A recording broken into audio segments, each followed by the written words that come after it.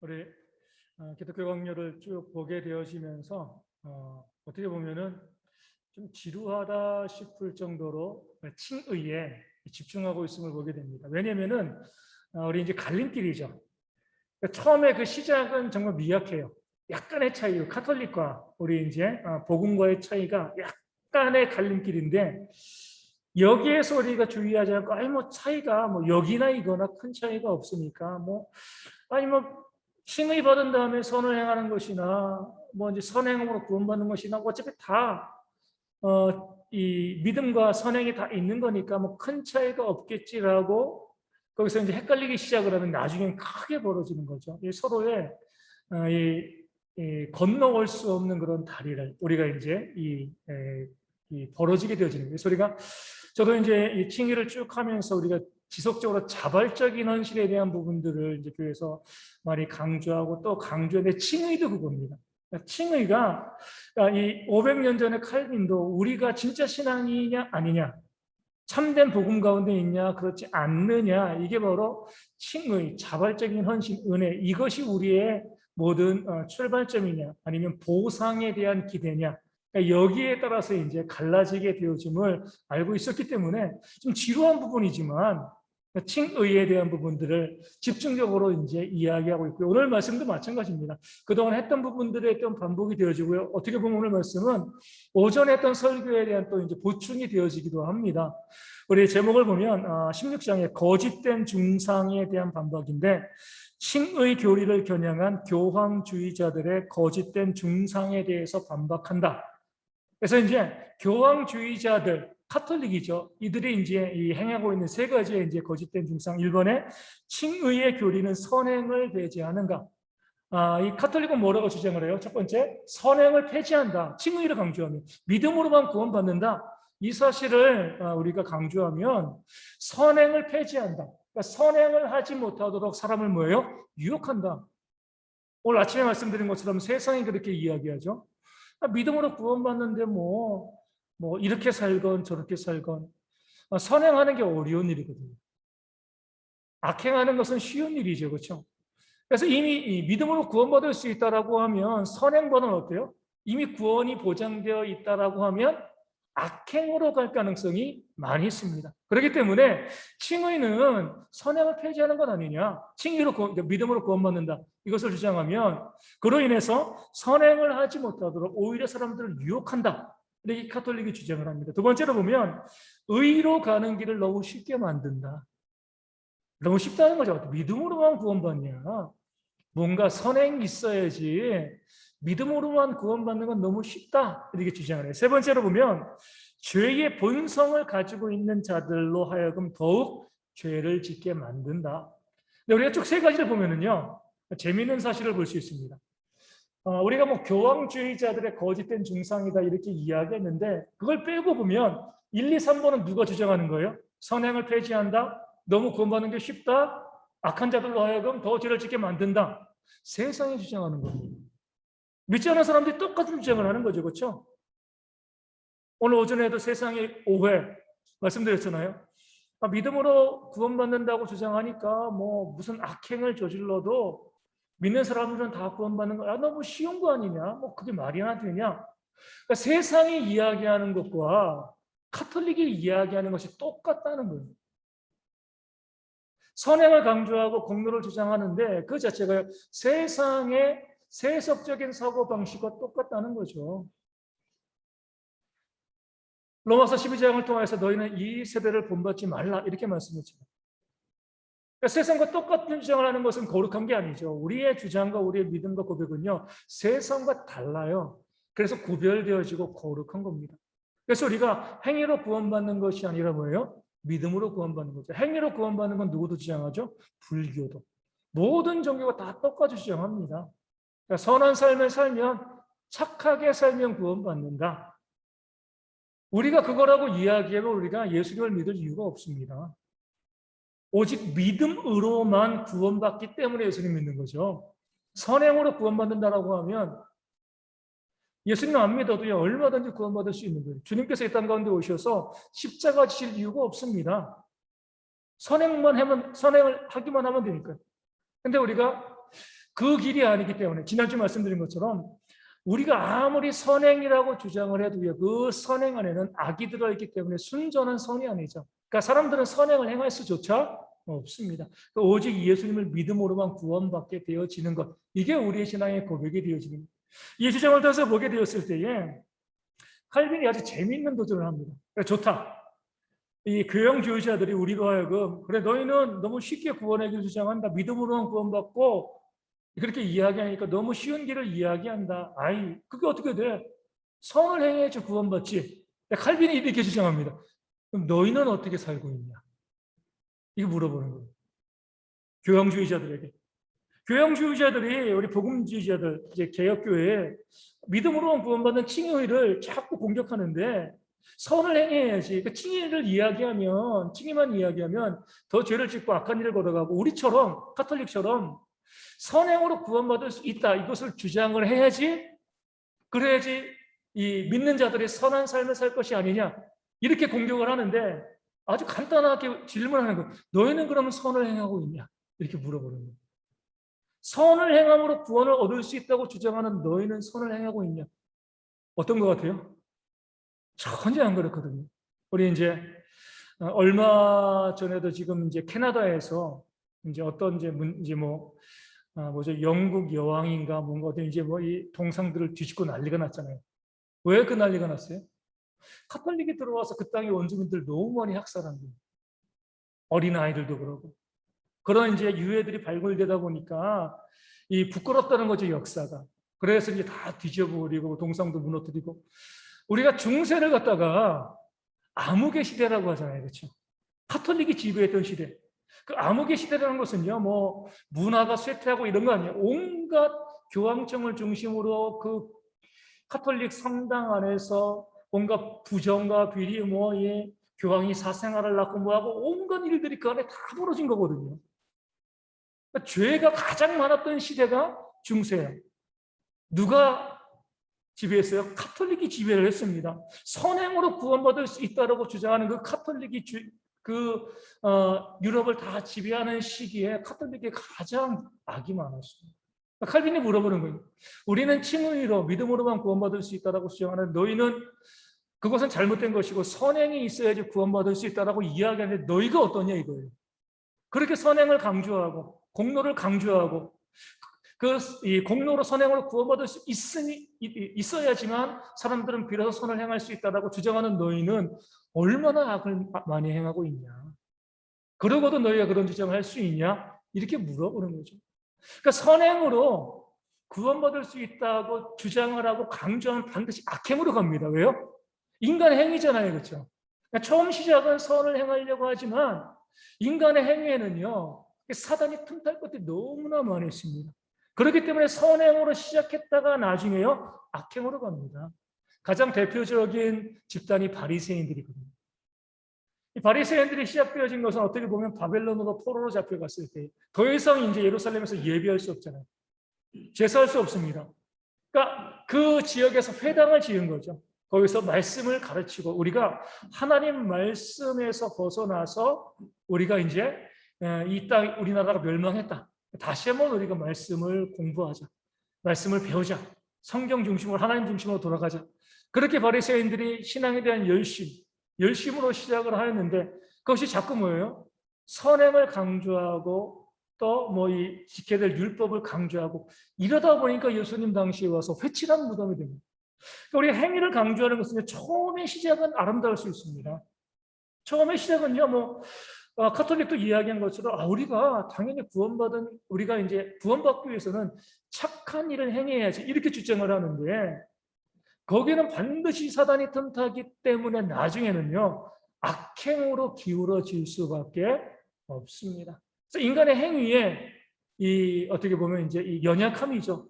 인간이 자기의 힘으로 선행을 유지해 갈 수가 없기 때문에 카톨릭은 선행을 강조하지만 더 악행과 음행이 가득한 그런 이제 공동체가 되어지는 거죠.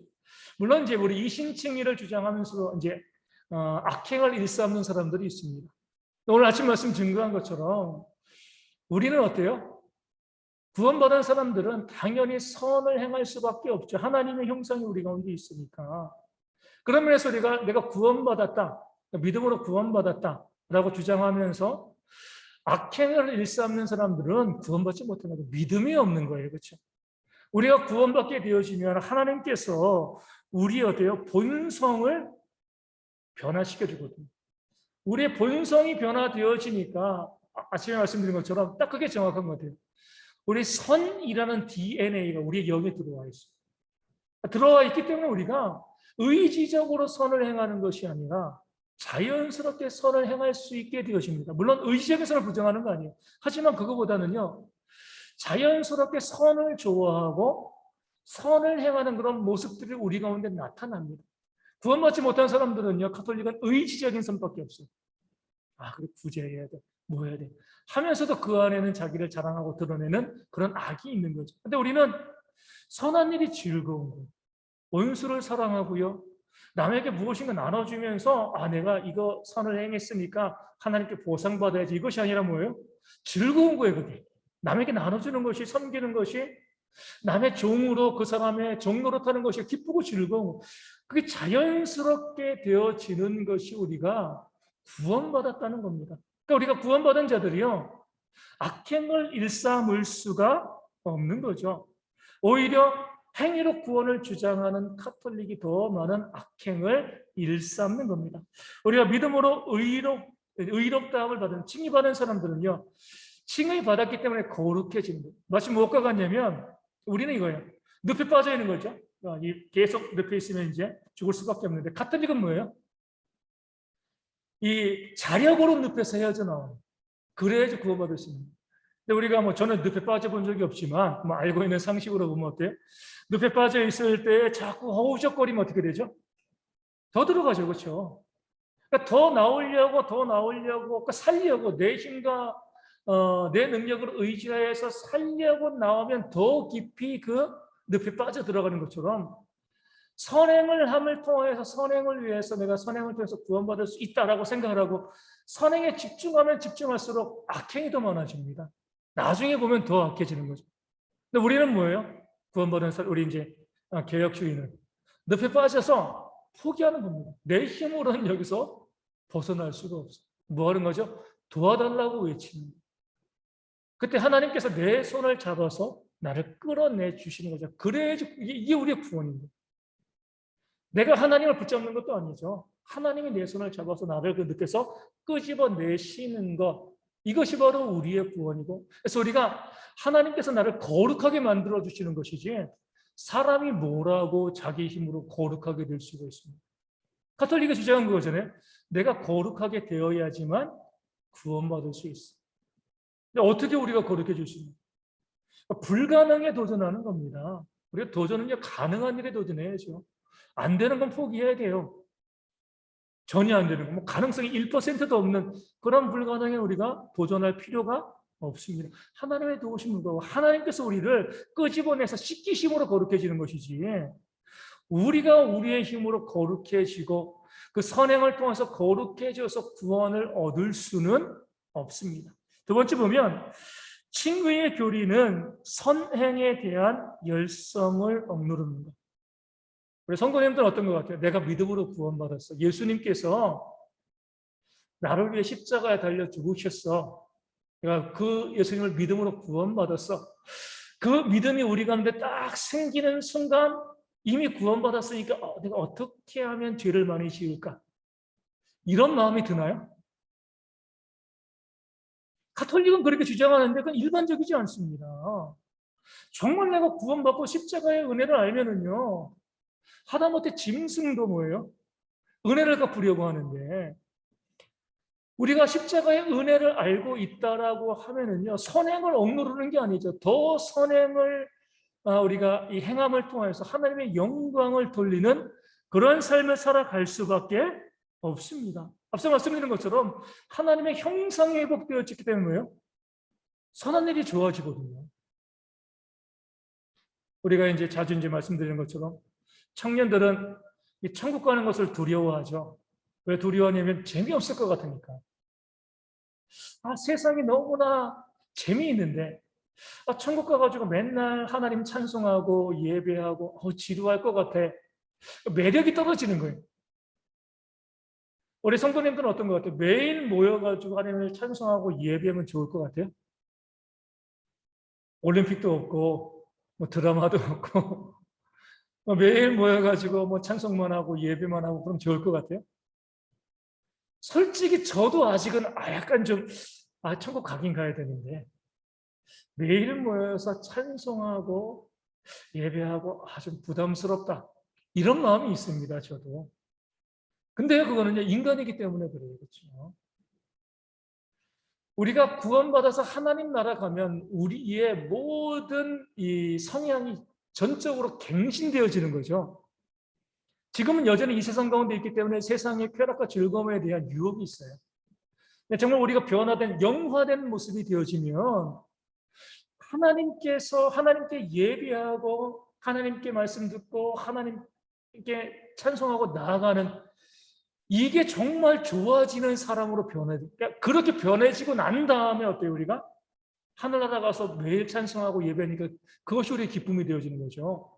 이 모습 가지고 가면은요, 변화되지 않은 모습으로 천국 가면은요, 우리 하나님께 그 천국에서 심판받을 사람들도 많아요. 매일 찬송하고 예배할 수 없습니다. 그러니까 우리가 본성이 변해지기 때문에 하나님 나라에 가가지고 늘 찬송하고 예배할 수 있게 되어지는 것처럼 우리가 예수님을 믿게 되어지고 난 다음에 성령께서 우리를 지배하시고 다스림을 통하여서 점점 선한 일을 행하기를 좋아하게 만드는 거예요. 그렇기 때문에 우리가 선을 행할 수밖에 없는 거예요. 의지적으로 선은 싫은데 악은 좋은데 내가 구원받았으니까 그래 선을 행해야지. 이거 아니에요. 그렇게 되어지면 아직까지 우리가 구원의 깊이에 다다른 게 아니죠. 그러니까 선한 일이 그냥 즐거워지고 기도하는 게 즐거워지고 찬송하는 게 즐거워지고 예배하는 것이 즐거워지고 물론 세상에 있으니까 다른 것도 즐겁지만 그래도 교회 나와서 예배하고 성도끼리 교제하고 선교하고 전도하고 또 남에게 베풀고 나눠주고 이런 일에 대한 기쁨을 우리가 점점 누리게 되어지는 것, 본성이 변화되어지는 거죠. 그렇기 때문에 우리가 이 칭의가 선에 대한 열정을 억누를 수가 없습니다. 카톨릭의 주장은 뭐예요? 보상이 없으면 선행도 없다. 사람을 그렇게 보는 거예요. 사람은 보상이 없으면 선행도 없어. 그러면 그 선행은 진짜 선행이 아니죠. 오늘 아침에 말씀드린 것처럼 그러니까 우리가 기대하는 것이 선을 행함으로 기대하는 것이 나의 유익이라면 그 자체는 선이 아니에요. 그렇죠? 나의 유익을 위한 선행은 선이 아닙니다. 아무리 구제하고 이 바리새인들처럼 구제하고 두 손 들고 기도해도요. 나의 유익을 위한 종교 행위는요. 선행이 아니에요. 선행이라고 하는 것은 그 목적 자체가 하나님의 영광을 위한 것이 선행입니다. 그런 면에서 카톨릭이 보상이 없으면 선행도 없다. 이건 말이 안 되는 거예요. 보상을 기대하는 것 자체는 선행이 아닙니다. 그래서 우리가 카톨릭은 그러니까 사람들에게 미끼를 던져줘서 그 미끼를 가지고서 선행을 하도록 만드는 것이 그래가지고 그들을 구원하자 이렇게 이야기하는 것이 카톨릭의 주장인데 성경은 그것을 부정합니다. 예수님께서도 어때요? 남에게 베풀 때 어떤 사람에게 베풀어요? 갚을 것이 없는 자에게. 보상을 기대할 수 없는 사람에게. 기대할 수 있는 사람에게 베풀면은요, 그건 진정한 선행이 되어질 수가 없는 거죠. 도무지 갚을 것이 없는 사람에게. 그래서 나그네를 대접하라는 게 그거예요. 나그네를 대접하면 보상을 기대했어요. 왜냐면 한 번 왔다가 평생 못 보는 거거든요. 나그네를 대접할 줄 아는 게 진짜 선행이 되어지는 것이 어떤 보상도 기대할 수 없기 때문에 그렇습니다. 우리가 이 땅 가운데 보면 우리 교회에서도 그래요. 이 원리에 따르면 카톨릭의 원리를 따르는 데는 어때요? 사람들에게 교회에서 이제 어떤 상을 줄 때 사람들이 자신의 욕망을 억누르고 그 상을 받기 위해서 달려갈 정도의 그런 상을 제시하는 거예요. 예를 들어서 우리가 1년에 성경 일독하면 교회에서 1,000만 원을 줍니다. 그러면 아마 제가 봤을 때 교회가 그런 이제 재정적인 여력이 있어가지고 물론 성경을 일독하는 게 1,000만 원 이상의 가치는 있어요. 그것이 얼마나 큰 가치. 하지만 교회가 성경을 일독하게 하려고 성경 일독하는 사람 어린아이건 장년이건 누구나 할 것 없이 1,000만 원을 줍니다. 그럼 아마 저희 교회도 성경 일독 안 하시는 분들이 없을 거예요. 1,000만 원의 보상을 받기 위해서. 앞서 말씀드린 것처럼 성경 읽는 것이 1,000만 원보다 가치는 있어요. 분명합니다. 하지만 그 사람의 행동을 이끌어내기 위해서 그 사람이 이 유혹당할 만한 물 만한 미끼를 던져주는 것은 카톨릭이라는 거죠. 카톨릭. 그렇게 되어지면 모든 것이 보상하지 않으면 선행을 하지 않아요. 그렇죠? 하지만 그 선행도 진짜 선행이 아니죠. 말씀을 읽을 때 정말 제대로 읽겠습니까? 1,000만 원 하면서 그냥 읽는데 머리는 딴 생각하고 그렇게 해가지고 말씀을 읽게 되어지는 거죠. 저희 교회에서는 성경 일독회에 저희 교회에서도 상을 줘요. 상을 주는데 어때요? 어떻게 보면은 참 너무 작은 상을 주죠. 그렇죠? 그러니까 이 원리에 따라서 그런 거예요. 사람들이 미끼로 생각되어질 정도의 상을 주는 것은 그것은 보상이 없으면 선행이 없다는 카톨릭의 교리를 따르는 거예요. 우리가 작은 상을 주는 건 뭐냐면요. 그 성경 읽기라는 것이 너무나 가치 있지만 우리가 작은 상을 격려하고 위로함이지 그 한 2만 원 상품권 받으려고 누가 성경 1년 일독하겠습니까? 그런 사람은 없어요. 일독한 것에 대한 수고, 감사, 이것은 그 보상을 미끼로 성경을 읽게 하는 거 아니거든요, 저희 교회는. 그러니까 우리가 교회 내에서 모든 상들의 원리가 그래요. 야, 저거는 내가 저거를 받으면은 꼭 받아야 돼. 저걸 받으면 뭐 내 인생이 되는데 이런 상을 주면 안 돼요. 그럼 보상으로 선행을 만들어내는 거고요. 단지 하나님의 말씀을 읽고 교회에 또 헌신하고 수고하고 헌신하는 것에 대해 뭐예요? 교회가 정말 감사하다, 수고했다. 이 정도의 우리가 보상이라기보다는 우리 격려죠, 그렇죠? 격려가 되어지는 것이지. 카톨릭이 주장한 것처럼 그 보상을 받기 위해서 선행을 하도록 하는 것들. 카톨릭은 천국이란 보상, 엄청난 보상이잖아요. 이 보상을 얻기 위해서 너희가 선행을 해야 돼. 이렇게 주장을 하는데 그것은 진짜 선행이 아닌 거죠. 칭의받은 사람들은 어때요? 그 어떤 보상도 기대하지 않고 자발적으로 선을 행하는 거죠. 그러니까 우리가 자발성의 문제가요. 어떻게 보면 참 우리에게는 어려운 문제죠. 아니 목사님 자꾸 자발적으로 이게 헌신하지 않잖아요. 하지만 자발성에 대한 부분들을 우리가 포기하게 되면 카톨릭으로 돌아가는 거예요. 아까 말한 약간 차이잖아요. 그렇죠? 아니 뭐 그렇게 이 보상을 통하여서 그렇게 이제 억지로 선을 행하게 만들면 그 성도들에게 유익하지 않겠습니까? 처음엔 작아요. 아무 문제 없어요.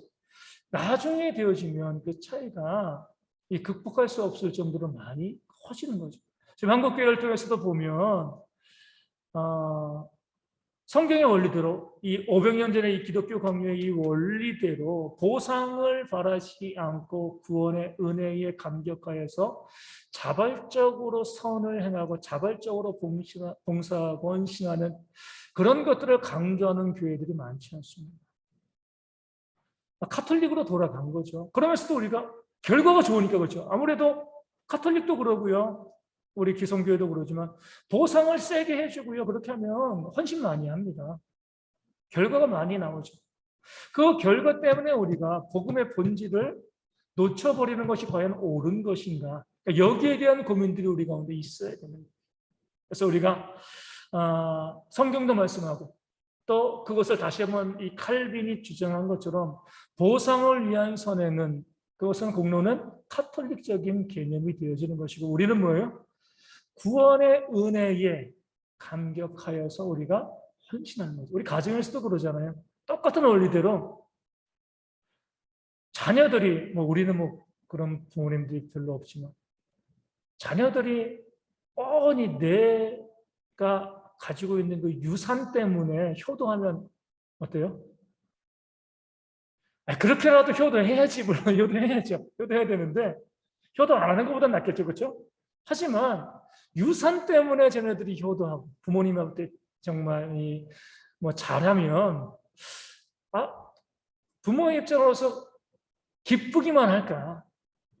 내가 나눠줄 유산이 없어도 정말 부모의 은혜를 알고 그 자체로 자녀들이 잘하면 부모가 얼마나 그것이 기쁘겠어요.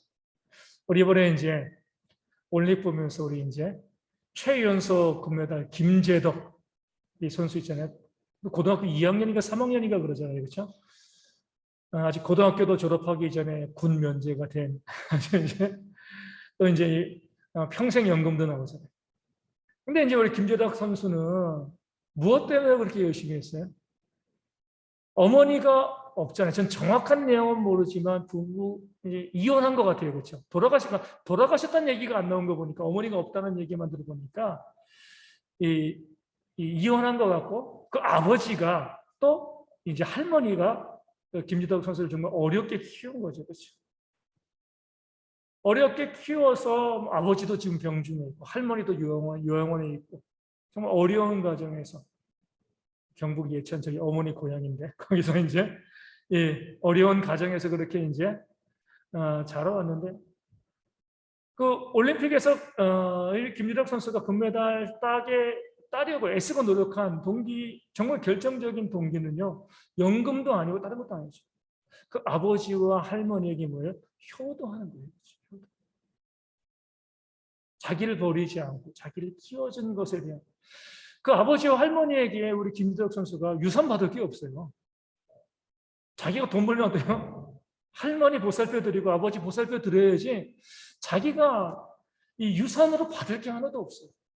그럼에도 불구하고 아버지와 할머니를 기쁘게 해드리고 싶은 거예요. 내가 올림픽 금메달을 따서 나를 이렇게 키워준 내 할머니와 내 아버지를 내가 기쁘게 해드리고 싶다. 이게 진짜 효도잖아요. 그렇죠?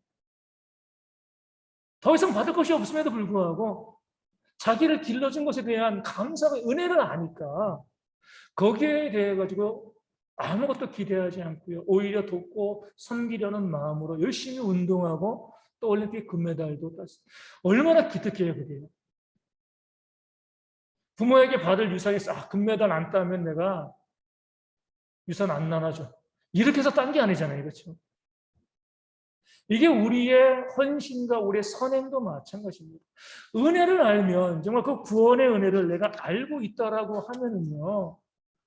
하나님께 솔직히 말하면 더 우리가 기대할 게 없어요. 구원해 주셨는데 하나님을 위해서 마땅히 선을 행하고 헌신하는 거죠. 그러니까 자발적으로 하나님이 시켜가지고 이거에 저거에 이것이 아니라 하나님 제가 무엇을 할까요? 제가 무엇으로 하는 게 헌신할까요? 어떻게 하면 하나님 기뻐하시겠습니까? 이런 마음 가지고요. 자발적으로 헌신하는 거죠. 지난주에 말씀드린 것처럼 마땅히 행할 헌신임에도 불구하고 하나님의 큰 사랑은 그것을 우리의 공로로 인정해주고 상을 베풀어 주시니까 더 이제 더블로 감사한 거죠. 그렇죠? 난 당연히 할 바를 했는데 하나님 나에게 이거 보상해 줄 필요 없는데 왜 이 공로를 인정하시고 또 더 큰 상을 주십니까? 그러니까 상을 받으면서도요, 당연한 게 아니라 감사한 거예요. 나 받을 자격이 없는데. 마땅히 내가 해야 될 헌신을 했는데 왜 나에게 이런 상을 주십니까? 이건 하나님 아버지의 자비로우심이죠. 그렇죠? 하지만 우리는 기본적으로 구원받은 자, 구원의 은혜를 알고 있는 사람이라고 하면 선을 행함으로 하나님께 영광을 돌리는 그것이 우리 인생의 목적이 되어지는 거죠. 그러니까 자발적으로 우리가 선을 행하면서 신앙생활 가운데서 자발성의 여부가 내 신앙에 참된 것이 있느냐 그렇지 아니한가를 보여줍니다.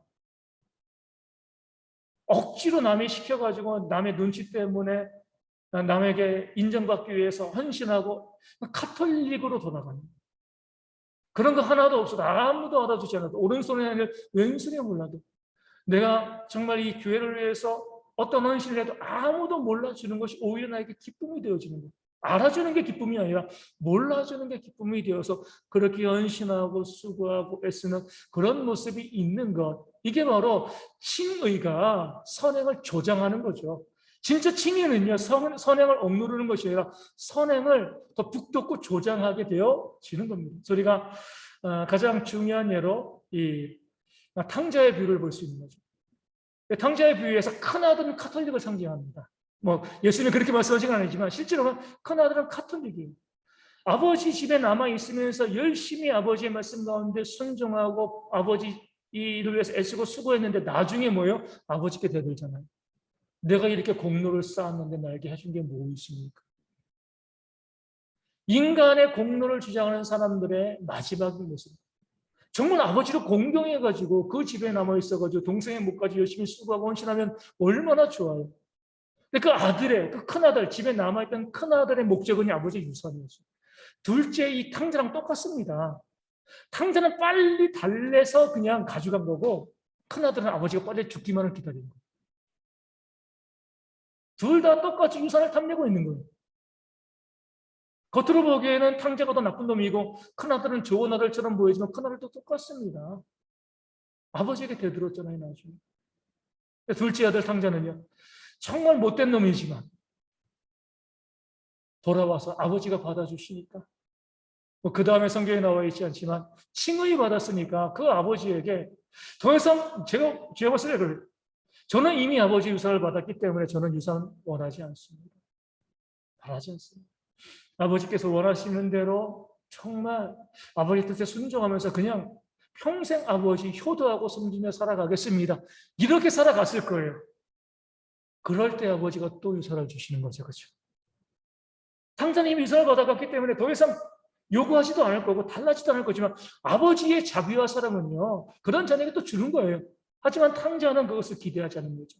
하지만 큰아들은 계속 그것을 말로 표현하지 않았지만 기대하고 그러니까 그 보상이 이루어지지 않으니까 아버지께 대들고 목소리 높이는 나중에 불효로 끝나는 거예요. 그래서 우리가 탕자의 비유를 통해서 우리가 칭의로서 우리가 선행을 하는 것과 공로로서 선행을 하는 것의 차이를 우리가 발견해낼 수 있게 되어지는 거죠. 그래서 우리가 칭의는 선행을 억제하는 것이 아니라 칭의는요, 선행을 더 북돋는다. 이게 바로 성경이 말씀해주고 있는 이 진리가 되어집니다. 세 번째 보면 하나님의 영광과 하나님의 자비가 행동의 동기가 된다. 행위는 종속적인 것이다. 이제 책에 이렇게 나와 있습니다. 우리의 행실로서 하나님께서 영광을 받으시리라는 이 한 가지 이유가 있으면 족할 것이다. 하나님의 영광에도 마음이 강하게 움직이지 않는 사람, 혹시나 하나님의 영광을 위해서 내가 착한 삶을 살아가겠습니다. 그러니까 이게 우리의 이 가장 중요한 이 선행의 이 목적이 이 이유가 되어지는데 여기에도 마음이 움직이지 않는다라고 하면 하나님의 은혜를 회상하며 넉넉히 선을 행할 마음이 생길 것이다. 그러니까 우리가 선을 행하는 것은요, 하나님의 영광을 위한 그런 목적, 그리고 나를 구원하신 그 은혜, 이것만을 생각을 하면 선행을 행하는 마음이 넉넉히 생기는 게 진짜 구원받은 사람. 카톨릭이 주장하는 것은 자기들이 그렇게 해본 적이 없으니까, 구원의 은혜를 누려본 적이 없으니까 뭐예요? 선행으로 구원을 얻으려고 한 거죠. 근데 성경이 말씀하고 있는 바는 정말 구원의 은혜를 받으면 사도 바울처럼 구원의 은혜 받았기 때문에 40에 하나 감염에 이제 한 번인가요? 세 번인가 맞고 이 태장도 맞고 돌에 맞아 죽을 뻔도 하고 그럼에도 불구하고 복음을 위해서 애쓰잖아요. 기대하는 게 없어요. 일단 구원의 은혜가 그 가운데 있기 때문에 그렇습니다. 이 나라에서도 보면은요, 정말 애국심만으로 나라를 위해서 목숨을 바친 무명의 일꾼들이 얼마나 많이 있습니까? 나라의 보상을 기대한 것이 아니라 애국심만으로 나라를 사랑하는 마음 그 하나만 가지고 독립운동도 하고 전쟁에도 참여하고 그런 이 땅을 지킨 그런 분들이 있잖아요. 나라를 사랑하는 마음도 오직 애국심만으로 족하다라고 하면 하나님의 은혜를 깨달아 알고 있는 사람이라고 하면 그 은혜만 가지고도 뭐예요? 넉넉히 선을 행할 수 있으면 내가 어떻게 하면 하나님을 기쁘시게 할까? 이런 마음을 가지고서 선을 행하게 되어지는 거죠. 그래서 우리가 이 땅 가운데 살아가면서 행위는 종속적인 거예요. 은혜가 있으면 자연스럽게 나오는 거죠. 은혜를 알면은요, 행위는 뒤따라. 믿음과 행위잖아요. 믿음이 있으면 반드시 행위가 있는 거예요. 그래서 우리가 카톨릭은요, 야고보서 말씀을 모르는 거죠. 나는 행함으로 내 믿음을 보이겠다. 야고보 장로는 믿음을 부정하는 게 아니잖아요. 나한테 진짜 믿음이 있다는 증거가 바로 선행이다, 행함이다. 카톨릭은 믿음의 증거로서의 그 행함을 바라보지 않고 행함으로써 구원받을 수 있다.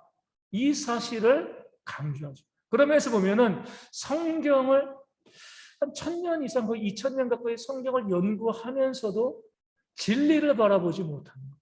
그래서 우리가 보면은 이단도 그러고 진리가 감춰져 있는 거죠. 우리 주님께서도 뭐라고 말씀하시고, 귀 있는 자는 들을지어다. 눈을 보아도 보지 못하고 귀로 들어도 듣지 못하는 거예요. 그러니까 진리의 말씀이 아무리 들려줘도 그 말씀을 깨닫는 능력이 없기 때문에 우리와 같은 성경을 보고 있으면서도요, 행위로서의 구원을 주장하는 겁니다. 저희 삼촌 중 하나가 중이라 그랬잖아요.